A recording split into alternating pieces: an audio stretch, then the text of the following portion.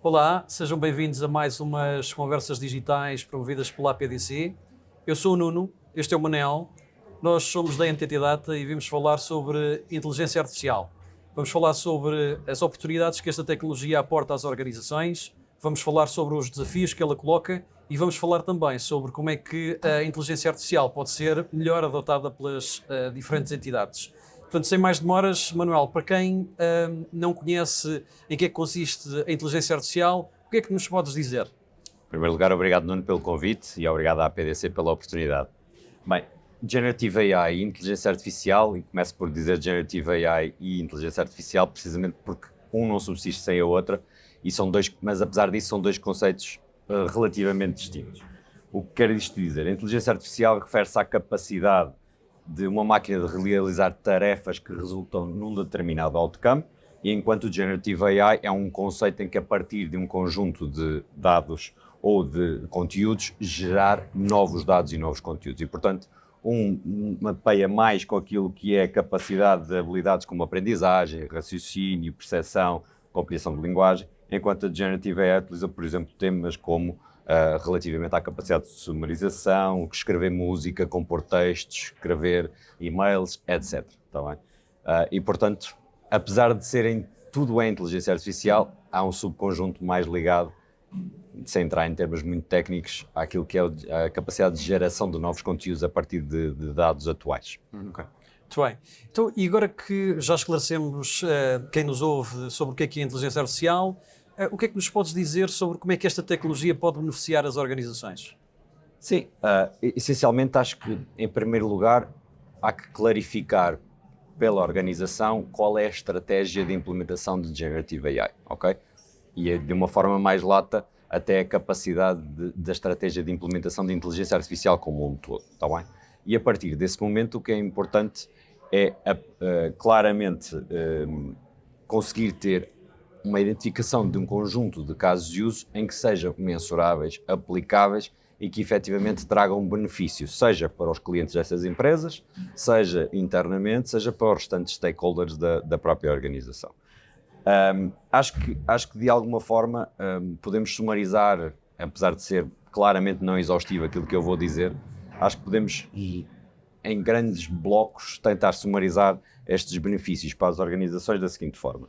Há claramente a criação de novo conteúdo e, portanto, estamos a falar de, por exemplo, assistentes conversacionais para prestar serviço ou esclarecimento de dúvidas, no caso de sites, de canais digitais associados como o mobile e afins, a partir de informação já gerada, está bem? Há aqui também uma outra área mais relativa à própria eficiência interna, seja ela mais geral da própria organização, mais transversal, ou de alguma forma também associada à própria microprodutividade. Estamos a falar, por exemplo, de temas de eficiência associada à automatização de processos, a capacidade de sumarização de um documento, que acelera muito não ter que ler o documento, não é? Ou aquilo que é o knowledge sharing, portanto a capacidade de uma empresa criar uma base de conhecimento grande em que é possível explorar, não através de links ou através de metadados, mas através de fazer perguntas e respostas associadas ao próprio conhecimento que essa base de dados gera, ou, por exemplo, pura e simplesmente a exploração e os data insights de pequenos dados que podem estar dispersos, e com Generative AI democratiza-se o acesso à informação por toda a organização, entre outros. E, portanto, eu focaria dentro destas perspectivas, mais numa perspectiva de serviço ao cliente, de eficiência, que se traduz depois pelo NPS, pela melhoria do NPS, e, por outro lado, na eficiência, na automatização, que se traduziria claramente por todos os KPIs que nós conhecemos, Return on Investment e afins. Muito bem, portanto as vantagens são claras, mas nós sabemos que há organizações mais resistentes e, portanto, o que é que tu achas que estas organizações podem perder se não começarem a explorar já o potencial da inteligência artificial? Uma boa pergunta, Nuno. Eu tentaria sumarizar isto em dois grandes blocos. Um primeiro bloco tem a ver com competitividade. Está bem? Portanto, a capacidade de integrar inteligência artificial e Generative AI pode tornar-se uma vantagem competitiva direta face a outros concorrentes, no sentido de ser ou mais eficiente com as pessoas que tenho, está bem? Ou fazer mais com aquilo que efetivamente consigo ter enquanto recursos, não é? E, portanto, aquilo que estou a tentar sumarizar neste ponto é eu com as mesmas pessoas consigo fazer mais ou efetivamente tentar ser mais eficiente com menos pessoas e com isso recorrendo mais à máquina.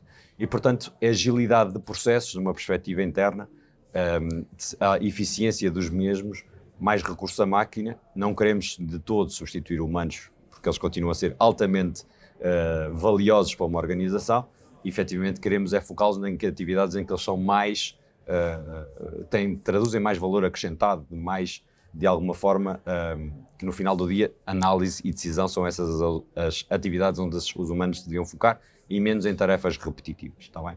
E, portanto, esse é o meu primeiro grande bloco de vantagem. Há um segundo bloco em que próprias organizações podem perder, que é a capacidade de, através de inteligência artificial, poderem criar novos negócios. Temos vários exemplos, até à escala nacional, de unicórnios que incorporaram desde cedo nos seus modelos de negócio de inteligência artificial e conseguiram claramente expandir e escalar as suas operações numa escala mundial muito mais rapidamente do que se tivessem de contratar o número equivalente de pessoas, está bem? E, portanto, a criação de novos negócios, novos modelos de negócio pode ser claramente também um fator diferenciador, utilizando a inteligência artificial como um todo e Generative AI como alguns quadros em particular.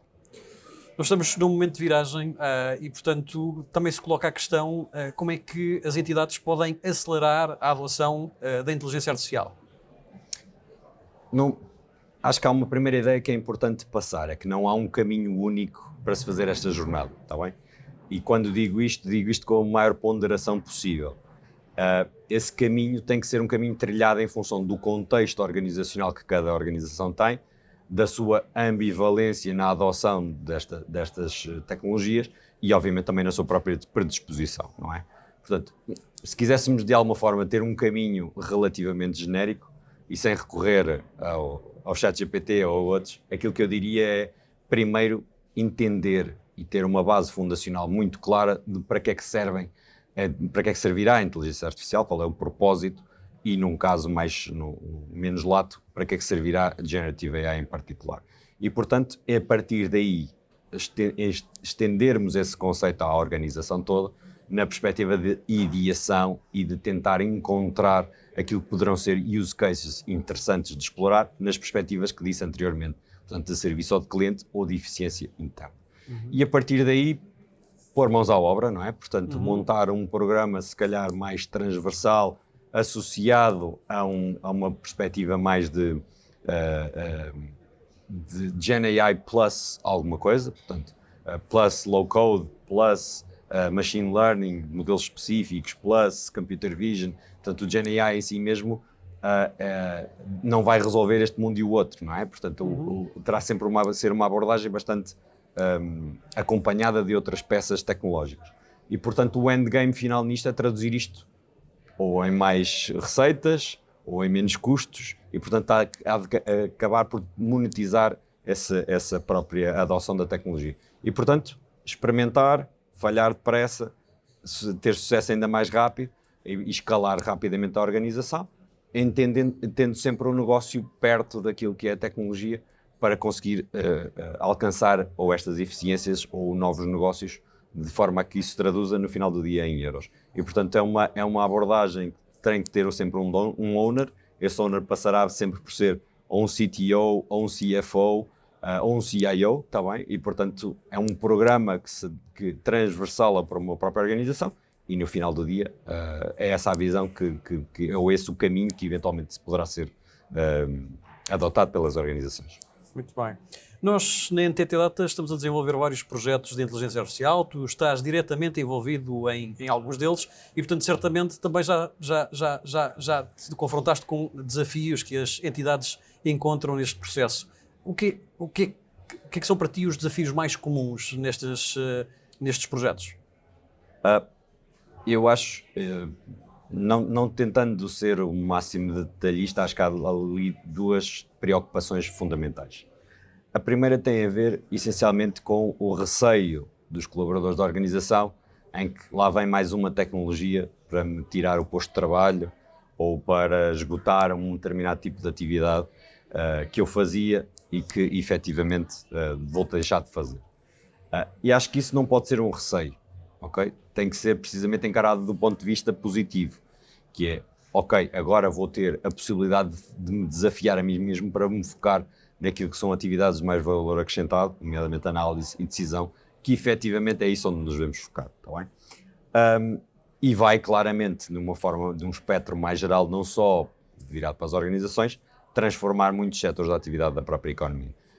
Fala-se, embora estejamos ainda num estágio de imaturidade relativamente a estas tecnologias, que alguns setores têm maior propensão para serem impactados, nomeadamente os advogados, os médicos, entre outros, até os próprios tradutores, muitas vezes essa espécie já em vias de extinção, mas efetivamente não acredito que um médico será integralmente substituído por uma máquina. É impossível que tal seja, pelo menos à data de hoje. Tá bem? E, portanto, essa será sempre o principal receio, é a adoção e a gestão da mudança, seja numa organização, seja num setor total. E, portanto, é isso que também temos verificado com alguns dos nossos clientes, e quando efetivamente as pessoas veem o caso adotado e que efetivamente lhe traz melhorias no sentido de tenho um work-life balance melhor, ou foco-me a fazer atividades mais interessantes do que aquilo que fazia, nomeadamente tarefas mais repetitivas, o profissional sai valorizado, há espaço para fazer reciclagem de conhecimento, novas formações, novos desafios até para a própria carreira, e esse é que é o espírito que devíamos adotar todos, enquanto não só organização, clientes, mas sociedade em geral. Muito bem. Nós estamos mesmo a terminar e por isso o Manuel lança-te um desafio, que é, numa frase, a dizeres o que é que será para ti o futuro da inteligência artificial.